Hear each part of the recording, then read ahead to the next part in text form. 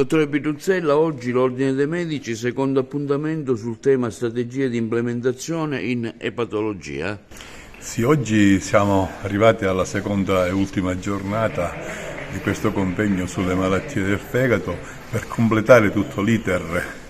delle patologie. Oggi si parlerà di cirrosi, di epatocarcinoma, ma la cosa più importante è alla fine questa tavola rotonda su questa rete sintesi dell'Università di Palermo costituita per poter arrivare a una collaborazione tra l'università, l'ospedale, i medici di medicina generale, per arrivare prima alla diagnosi con una buona prevenzione e quindi alla terapia, per evitare poi che ci siano delle complicanze irreversibili. Perché è tutto importante, in quanto al centro noi abbiamo la salute del cittadino e la nostra stella polare è questa, quindi prima si arriva meglio è, e questo si può fare con questa organizzazione che è l'Università di Palermo, che ringrazio ancora una volta per ci dato la possibilità di questa collaborazione per mettere al servizio dei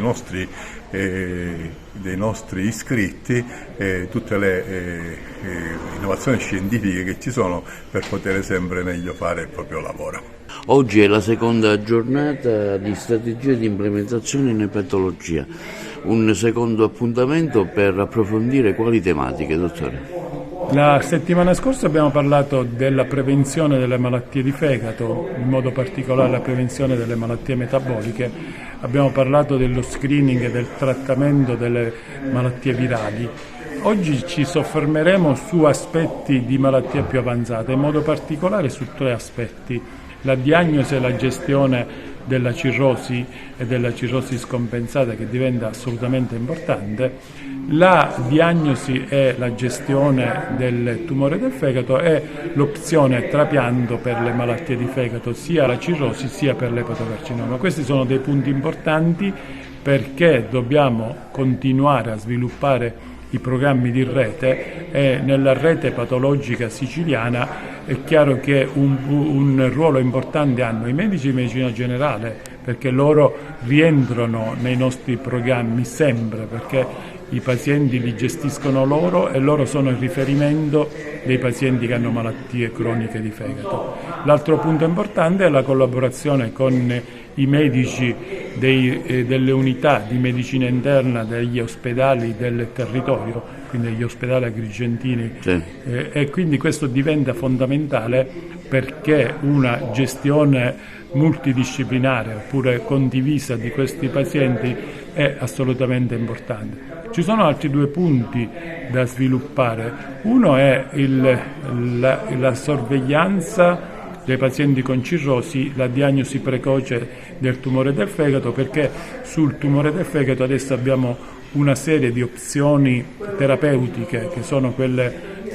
dalla gestione con le tecniche loco-regionali, alla chirurgia, alle terapie anche sistemiche con i nuovi farmaci per il tumore del fegato, e infine c'è l'opzione trapianto che sta diventando sempre più importante e più disponibile, perché in Sicilia negli ultimi mesi c'è stato un incremento notevolissimo delle donazioni d'organo. È un progetto sì ambizioso ma fattibile, cioè mettere in rete i diversi operatori sanitari che si interessano del paziente affetto da patologia epatica, in modo tale da costituire una rete tra la medicina di base, l'ambiente ospedaliero e l'università, per poter offrire il meglio che oggi la tecnologia scientifica sanitaria e le competenze professionali di ogni singolo operatore del settore può mettere a disposizione. Questo è il programma, questo è quello che si vuole fare tra l'Università di Palermo, l'ospedale di Agrigento e i medici del territorio, per essere al passo e anche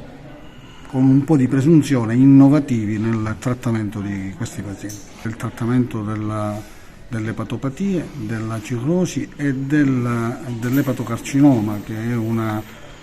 patologia che nel 90% dei casi interessa i pazienti cirrotici, e quindi avere la possibilità in rete di seguire questi pazienti significa fare una diagnosi precoce dell'eventuale comparsa dell'epatocarcinoma, e diagnosi precoce vuol dire risultato terapeutico migliore. La collaborazione tra Università degli Studi di Palermo, reparto di gastroenterologia ed epatologia, l'Ordine dei Medici e l'ASPE, quindi l'ospedale, con i direttori sia della medicina che della chirurgia, si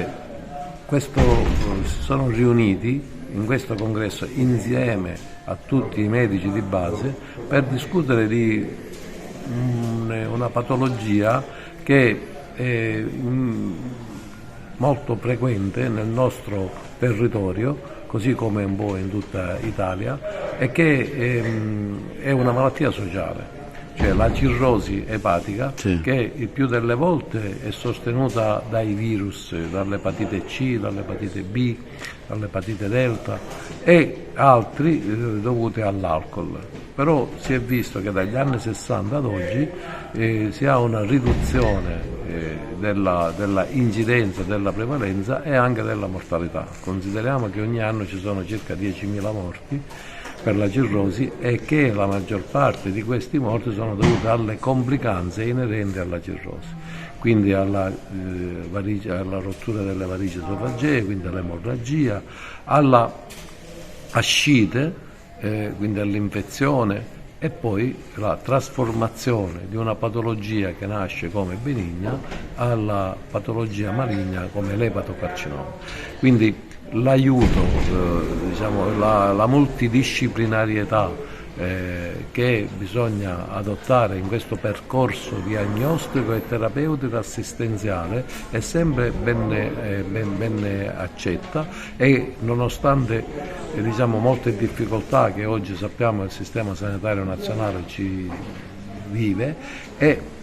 una cosa che io ritengo assolutamente importante, è la formazione, perché l'unità operativa da me diretta è un'unità clinicizzata universitaria, dove Sì. vengono gli specializzanti ad apprendere, ma non solo di chirurgia ma anche di gastroenterologia, con una convenzione con la scuola di specializzazione di gastroenterologia ed epatologia, e quindi una crescita professionale, culturale, specialmente nel nostro territorio, che non abbiamo una struttura universitaria come per esempio Caltanissetta o Palermo, per cui questi giovani hanno bisogno di essere incanalati e di essere istruiti nel momento quotidiano di vivere l'ospedale e tutte le patologie, tutti i pazienti che vengono in ogni momento, sia in elezione ma principalmente in urgenza.